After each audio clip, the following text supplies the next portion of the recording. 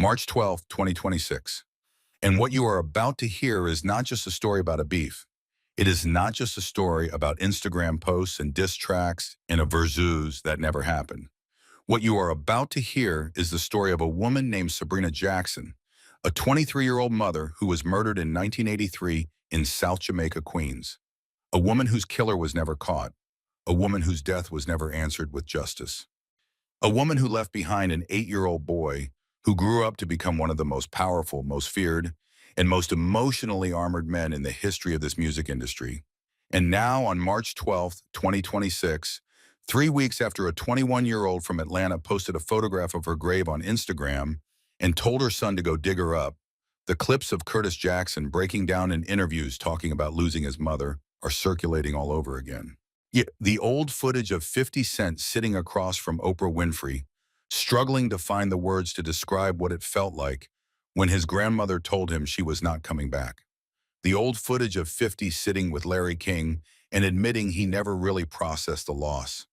The clip of him talking about her in the context of Power Book 3, raising Kanan and saying she was everything.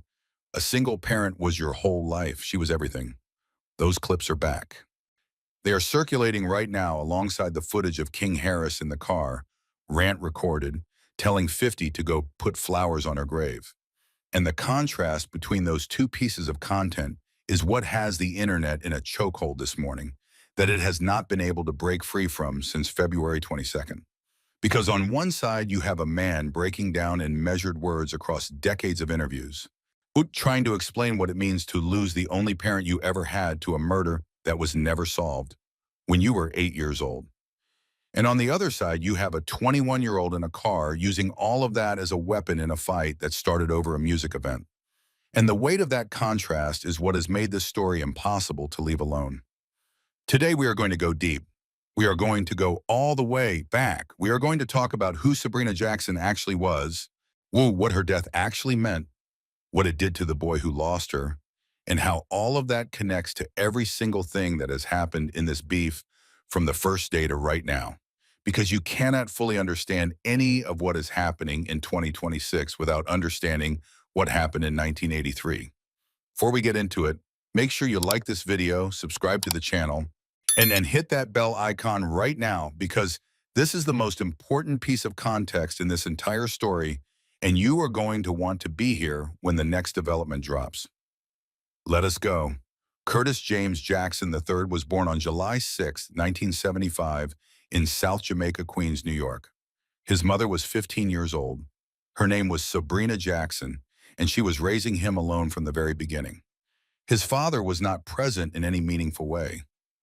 It was just the two of them in South Jamaica, Queens, which in the 1970s in a neighborhood that was shaped by poverty and the drug trade and the specific kind of daily pressure that most people who did not grow up in it have never had to understand. Sabrina Jackson was 15 years old with a baby and no safety net and no one to share the weight with and no legitimate economy that was going to give her the kind of life she wanted for her son. She made choices. They were the choices available to her in the world she was living in. She sold drugs on Old South Road in South Jamaica, Queens, and she was not casual about it, and she was not invisible about it. She became a figure in that neighborhood. She was known. She was feared in the way that someone who operates with authority in a dangerous space becomes feared.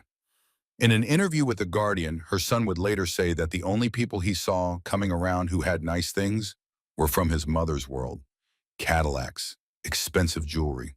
Yet to everything that represented financial freedom in a neighborhood where financial freedom was not available through any door that the mainstream economy was willing to open. So Sabrina Jackson was his first image of what success looked like. She was his first model of what it meant to move through the world with confidence and power and presence. She was doing what she had to do, and she was doing it with her head up, and her son could see that. But she was also something else. Thus, she was his mother and his father both. He has said that many times across many interviews over many years. She was both parents to him. She was the nurturer and the disciplinarian in one. She was tough in the way that a woman who is surviving alone in a dangerous world with a child to protect has to be tough. She did not always let him be emotional. She would look at him if he was on the floor crying and say, "Get up and tell him, what are you crying for?" And that shaped who he became. The toughness he has presented to the world for over 2 decades, the refusal to show pain, the performance of indifference in the face of attacks that would break other people. All of it traces back to a lesson his mother taught him before he was old enough to understand it. She was everything. That is the phrase he has used. She was everything to him. And in 1983, she was gone. Curtis Jackson was 8 years old. He has spoken about the specifics of what happened, what he understands happened. It's across multiple interviews over the years. Someone put something in her drink. Someone turned on the key. Someone left her unconscious in her apartment and walked away and let the fire do the rest. She died in that apartment. She was 23 years old. Her case was investigated and no arrests were ever made. The circumstances were considered suspicious by authorities. They believed this was a homicide. And then the investigation went cold, and the case has been cold ever since. Her killer, whoever they were, whatever their motive was, whatever the story was behind the decision to end a 23-year-old woman's life in that apartment in South Jamaica, Queens, in 1983, has never been identified, never been charged, never been held accountable. The case is still open. The justice is still missing. It has been missing for over 40 years. Curtis Jackson was 8 years old when they told him. Yet he has described the experience to Oprah Winfrey in an interview that people have been watching and rewatching in the days since King Harris's video surfaced. He said he did not understand it. He said shock was the only word he had for what he felt. When you are 8 years old and you have one parent, and that parent is everything, the concept of that person being permanently gone does not fit inside the understanding an 8-year-old has of the world. His grandmother would tell him, "She is not coming back." And he would say, "Yeah, she is," over and over. "She is not coming back. Yeah, she is." He was not in denial in the way adults use that word. He was in the specific incomprehension of a child who cannot yet hold the finality of death inside his mind. And that incomprehension is one of the most heartbreaking things about the story, because it means there was no single moment of reckoning. In no moment where it clicked and he understood and he was able to start grieving. It was a slow, grinding, unprocessed accumulation of loss that followed him into the streets and into the music and into everything that came after.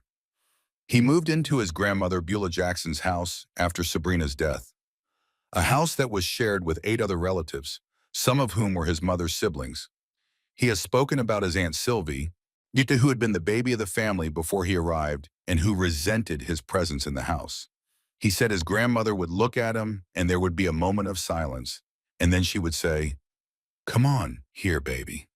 That moment of silence, the pause before she reached for him, contained the grief she was carrying over her daughter and the love she redirected toward her daughter's son. His grandmother legally adopted him, she raised him as her own, and she loved him. But even in the one space that was supposed to be safe after everything he had already lost, there was tension. There was someone who did not want him there, and the only person in that house who fully claimed him was his grandmother. He told Larry King in an interview that he does not think he really dealt with his mother's death in the early stages. He said he lost her when he was 8, so he did not really understand it at that point. Yes, that statement is one of the most understated descriptions of trauma in any interview he has ever given, because what it actually means is that the grief went underground, that it was too big and too sudden and too permanent and too attached to an unsolved crime with no justice to process in any normal way. So it did not get processed. It got converted into anger, into drive. It can into the specific kind of emotional armor that a person builds when they learn very young that the world will take from you without warning and without explanation and without ever being held accountable. By 12 years old, he was dealing drugs. His grandparents thought he was in after-school programs. He was bringing guns and drug money to school. He was already on the path his mother had been on, operating in the same economy she had operated in, on the same streets she had operated on. Because the void her murder left in his life had sent him directly toward the world she came from. Not because he was following her example deliberately, because he was looking for something in that world that might fill the space she left. Some version of the presence and the power and the visibility she had had. some way to feel like he was surviving the way she had survived before someone took her away from him. Yet by 25 years old, he had been shot 9 times in the parking lot of a recording studio and survived. And then he did something with all of that, with the murder and the grief in the streets, in the shooting and the survival, in the unprocessed loss that almost nobody in his position had ever managed to do. He turned it into an empire. Get rich or die trying. In Day Club. Many Men. Power. Power Book 2. Ghost. Power Book 3. Raising Canaan. Broadway Productions. Netflix Films. We call a television company with shows seen globally. A net worth built from nothing in South Jamaica, Queens, after the one person who was his everything was taken from him when he was 8 years old and the killer walked free. That is the story behind the name. That is the architecture underneath the mogul. In Power Book 3, Raising Canaan, the Starz television series he executive produced that is loosely based on his childhood, Mitty is where he made the story of Sabrina Jackson available to the widest audience it had ever reached. He talked about his mother in the context of that show in terms that strip away every layer of the 50 Cent persona and leave the 8-year-old boy underneath. He said she was everything. He said when you have a single parent as your guardian, they are your whole world. Yes, he said when he was younger, he was afraid of the people in the neighborhood who bumped him around, but he was more afraid of his mother because she was unavoidable. She was his whole world and he could not escape her, and he did not want to. She was everything. Everything. And then she was gone. That is what King Harris touched when he grabbed his phone on February 22nd and pressed record. To understand how this specific conflict got to that specific moment, yet you have to trace the chain of events that started in February of 2026 with a music event that never happened. T.I. and 50 Cent had been circling a Versus battle for years. A Versus is a live streaming event where two legacy artists play their catalogs side by side, back and forth, letting the music speak for itself. The format became a cultural institution during and after the pandemic. And T.I. versus 50 Cent was the matchup that fans had been calling for since the platform became what it became. Two artists from the same early 2000s era, two massive catalogs, two distinct personas, two men who had both crossed over from music into business, in television, in film in ways that neither of their peers had fully managed. The matchup made sense at every level. T.I. says he and 50 had discussed it privately. He says they had been in Los Angeles together selling shows and doing business, and the Versus came up, and they talked about it, and an agreement was made. Or T.I. would raise it publicly, and 50 would respond and confirm it, and they would go from there. That was the plan, as T.I. understood it. And then when he went public with it, when he went on Nightcap Live with Shannon Sharp and Chad Ochocinco and said that he had reached out and 50 was ducking. 50 acted confused, acted like no agreement had been made, acted like he had no idea what T.I. was talking about. And for T.I., who had put himself publicly on record about an agreement he believed was real, that specific kind of denial was a different category of disrespect than just saying no. It made him look like he had fabricated the whole thing. It made him look like a man who told the world about a deal that the other party was now publicly pretending had never existed. And he was not going to absorb that quietly. He went on $1 million worth of game with Jilly the Kid and Wallow and said plainly that he did not respect 50 Cent, that he did not want to stand on a stage with him, that what 50 had done crossed a line. He also went to social media and in a comment accused 50 of being the real rat in this situation, referencing paperwork he claimed to have, and told 50 to get in the box or stay quiet and live in fear. He called him soft. He said 50 had lost his respect. And there is history here that goes back further than the Versus. When I was caught with machine guns by federal agents and received a sentence that many in the culture considered unusually light, yet 50 had hinted in music and in public that T.I. may have cooperated with law enforcement to secure that outcome. That underlying accusation had never been fully resolved between them. It was sitting beneath the surface of every subsequent interaction. The Versus situation cracked the surface, and everything underneath came up with it. 50 responded the way he always responds. He went to Instagram. He found the old Crime Stoppers commercial T.I. had filmed in 2010 and posted it. He found footage of T.I. testifying in a courtroom and posted that. He let the content make the argument for him, and then he went to a comment section and dropped two words: King Rat, the accusation he had been making between the lines for years, stated plainly. For T.I., the word rat is not an insult. It is an attack on the foundation of everything he claims to be, and he came back at it with matching force. And then 50 did the thing that changed everything. Yes, he posted a photograph of Tamika Tiny Harris on his Instagram page. Unflattering. Public. Captioned with a message telling T.I. to keep his name out of his mouth. Tiny Harris is a Grammy-winning artist, a founding member of Xscape, a woman with her own career that stands independently of any man she has ever been associated with. She had said nothing about 50 Cent. She had not been a participant in any of this. Well, see, and 50 posted her photograph anyway, because that is what he does when a beef is going in a direction he wants to control. He goes through the family, he goes through the wife. He has done it before to other people in other beefs, and it has worked every time because it produces exactly the reaction he is looking for. I responded in the comments with composure. He called 50 what he called him and ended it with his own brand hashtag and kept his dignity intact. He did not go after 50's family. While he did not reach for anything personal, he kept it between them. But King Harris saw that photograph. He is 21 years old. He is Tiwa and Tiny's eldest child together. He grew up on camera on the family's reality show. He has been in the public eye since childhood. He has been trying to build his own career in music separate from the famous last name. And when he saw 50 Cent's page with his mother's photograph on it, he did not sit with it. He did not call his father and ask how to respond. He grabbed his phone and recorded a rant in a car and said things that cannot be taken back and posted them before the heat of that moment had a chance to cool. He invoked Sabrina Jackson. He asked where 50's mama was. He said 50's mama was dead. He told 50 to go dig her up. He told 50 to go put flowers on her grave. He said it multiple times, each time more aggressive than the last. He went to his Instagram stories and posted a picture of a generic headstone and wrote, "This is where your mama at." And then he went further. He found a photograph of what appears to be the actual gravesite of Sabrina Jackson at Rockville Cemetery in Lynbrook, Nassau County, New York, and posted it. He added profanity. He told 50 to dig up his mama. He also posted a photograph of Sabrina Jackson's grave alongside the name of her mother, 50's grandmother.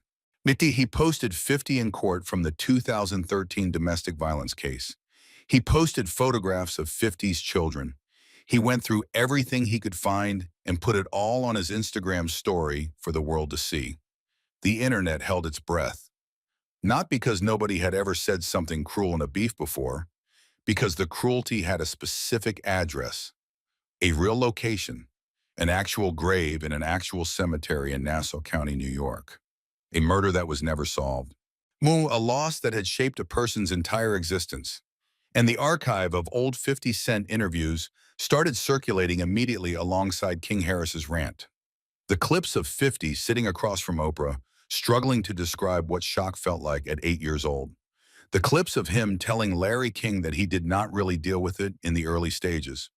The clips of him talking about Power Book 3 and saying she was everything, being a single parent, they are your whole life. Those clips and King Harris's video were on every platform simultaneously, and the contrast between them was the thing that stopped the conversation and made people who had been enjoying the beef as entertainment feel something much heavier. 50 Cent responded with a frog meme and the letters LOL. That was it. No video, no rant, no lengthy post. A Papy the Frog image in 3 letters. And the reason that response was more cutting than anything he could have said at length is that it made King Harris look like someone who had swung with everything he had at a target that did not move. It positioned 50 as unbothered and King as the one who had gone so far past the line that he lost the moral argument entirely regardless of what had provoked him. And then 50 kept going. He posted more content mocking Tiny and King. He shared video of podcasters roasting Tiny's appearance.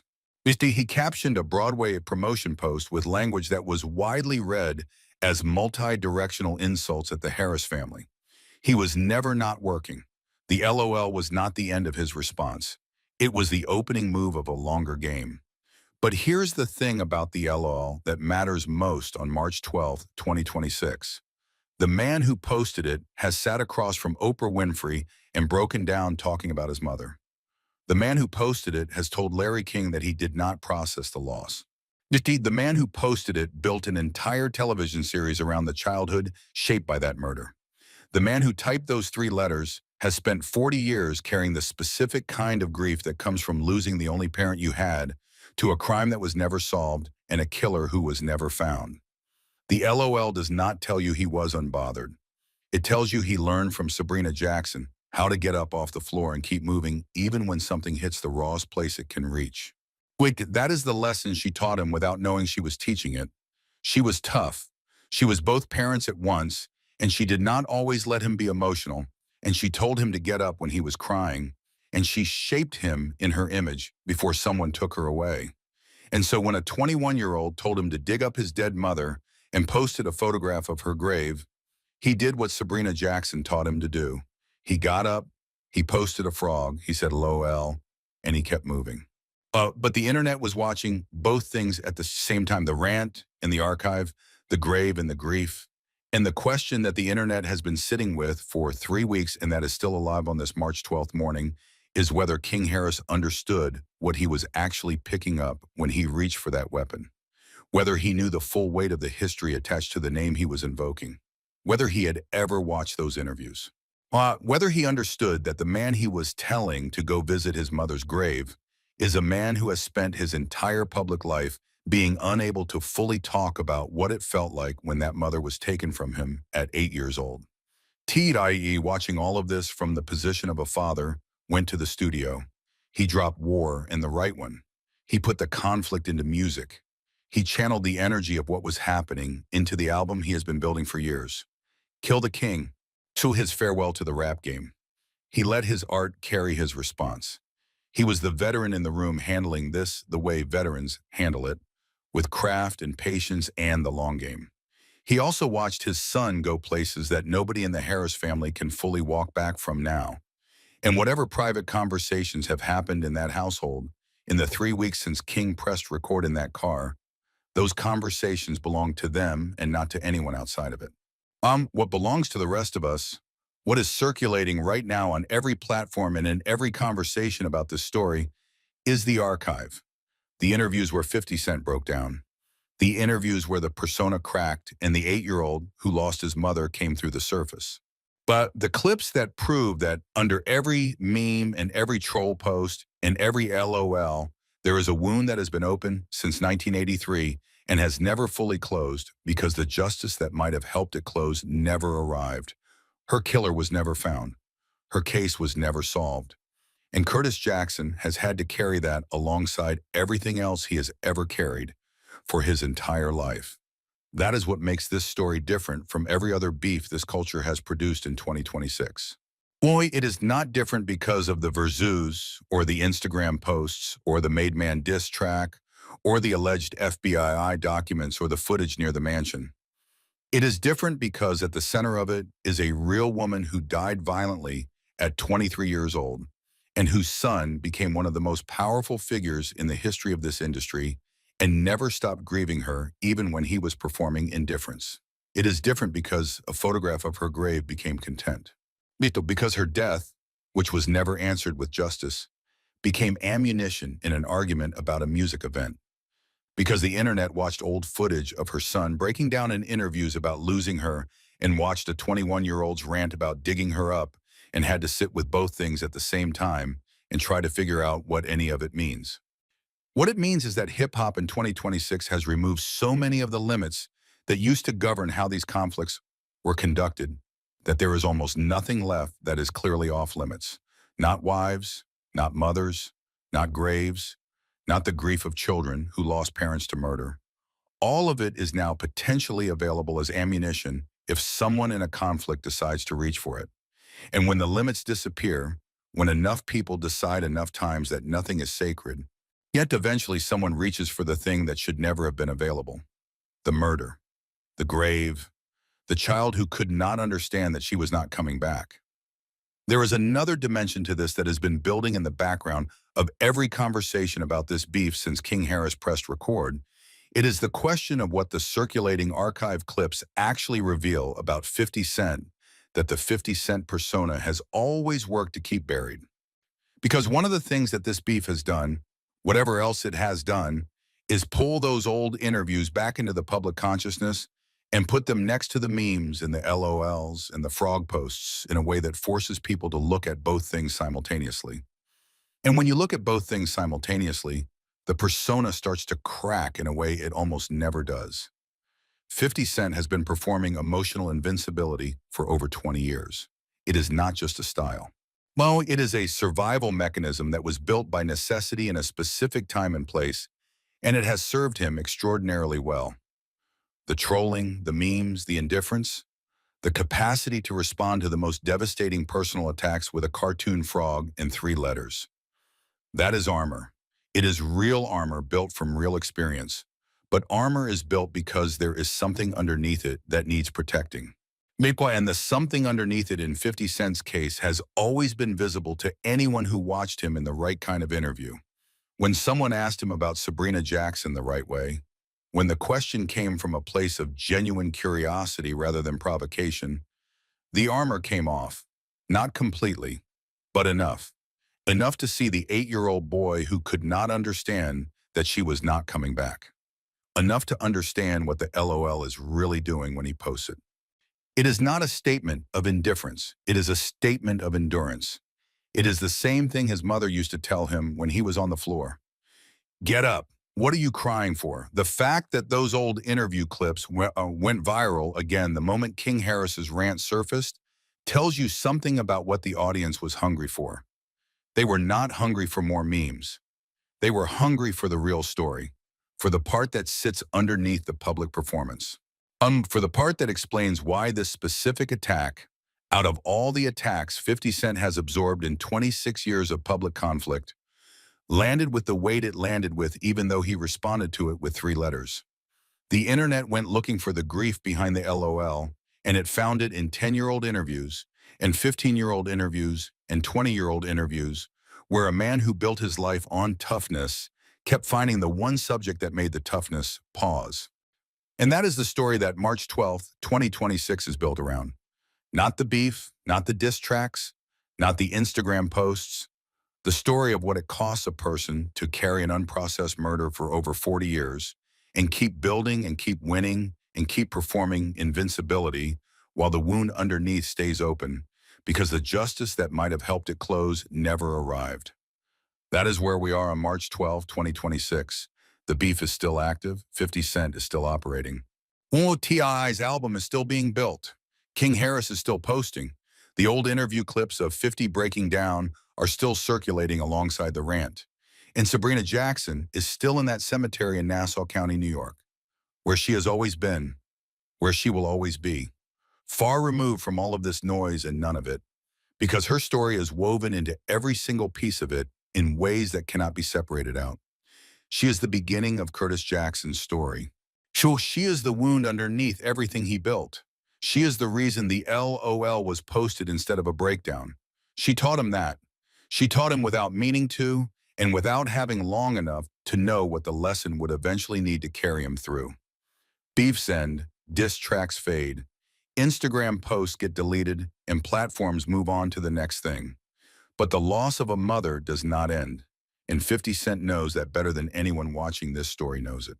Yet he has known it since he was 8 years old, standing in his grandmother's house in South Jamaica, Queens, being told that she was not coming back, and saying yes she is, because he was not ready for the world where she was gone. He has never fully been ready for that world. And on March 12th, 2026, the whole internet is watching old footage of him admitting exactly that and asking what it means that a 21-year-old decided to use it against him. The question does not have a clean answer, and it just has the weight of everything sitting behind it, and that weight is not going anywhere.